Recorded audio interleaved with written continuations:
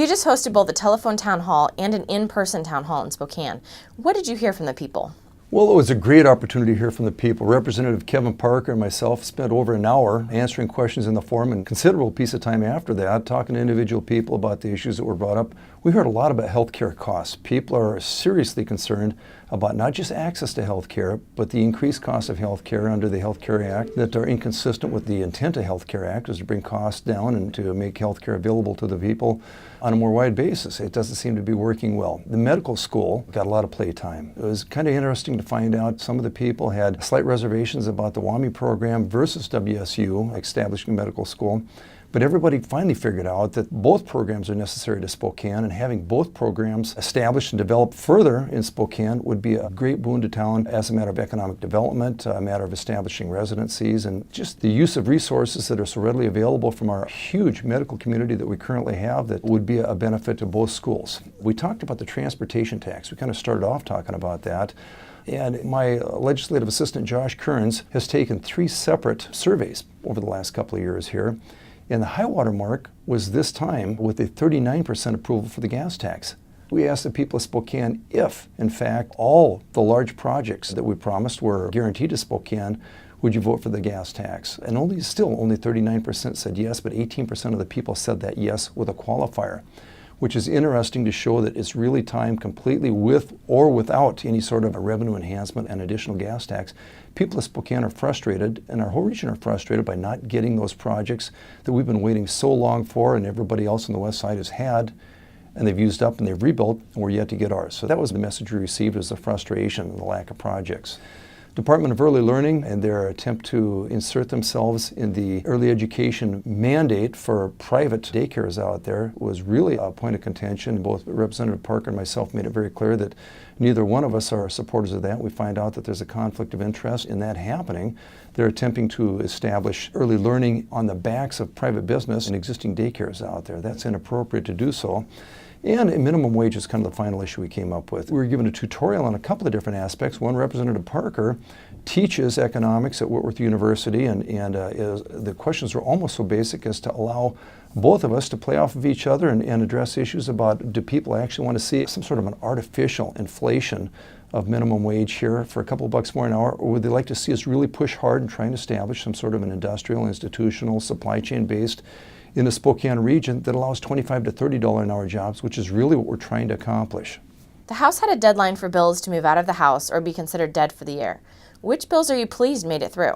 Well, I'm tickled that 1480, trailer registration, made it through. That's the bill that almost made prime time last year, that allows for an intermittent trailer to have a license purchased once for the life of the trailer, and that's it. You never have to renew it. As long as you own the trailer, the license is valid. A great convenience tool out there, and has a positive revenue impact on the state, because we figure a lot of people will purchase this, and they have to pay a couple of years in advance on the fees, but much less than the life of the trailer. So it's really a benefit to the state, and really not just a convenience, but it's a financial benefit to the people that choose to access that.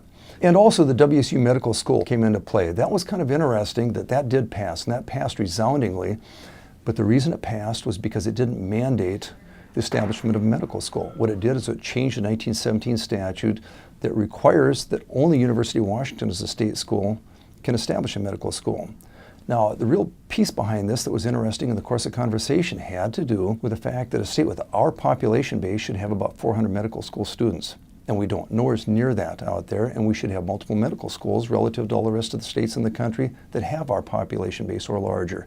So we're trying to at least keep up with the demand for medical students that are necessary in consideration of the baby boomers retiring, which a majority of the doctors are, the allopaths out there are, and to specifically try and accommodate rural medical placement out here, which seems to be always attempting to compete for things that they don't quite pay as much here, or they're not quite as attractive as the urban areas. However, at the same time, these are the areas in most desperate need for medical doctors to come back and replenish those that are retiring. Which bills are you disappointed that made it through? Well, a couple really stand out. The most prominent is House Bill 1355, which increased the minimum wage. That'll hurt youth employment, small businesses the most, obviously. It was really a huge debate on the floor. It lasted an extended period of time with people trying to identify those issues out there that kill jobs by attempting to accomplish something like this, rather than attempt to equalize wages out there or provide some sort of a balance in economic income for the general population out there. It does neither. And then there's House Bill 1745, the Voting Rights Act, which actually is a misnomer because it has nothing to do with protection of voting rights. It has to do with litigation. Currently, the state or any political body within the state can be sued for the voting rights under federal statute. The Voting Rights Act under 1745 establishes a completely separate way to sue the state at the state level. So you have a state statute that allows you to sue the state and a federal statute that allows you to sue the state. The problem is one of them doesn't keep the other from happening. So if I sue the state for violation of my voting rights under the federal statute and I'm unsuccessful, I can come back and I can sue them under the state statute, or vice versa. You can go the other way. What this does actually, rather than limits litigation against a state, which is their express intent, it doubles the potential for litigation against the state or any other political body that would be party to this. And so it does nothing to affect voting rights. It has to do with effectively doubling the potential for litigation against the state.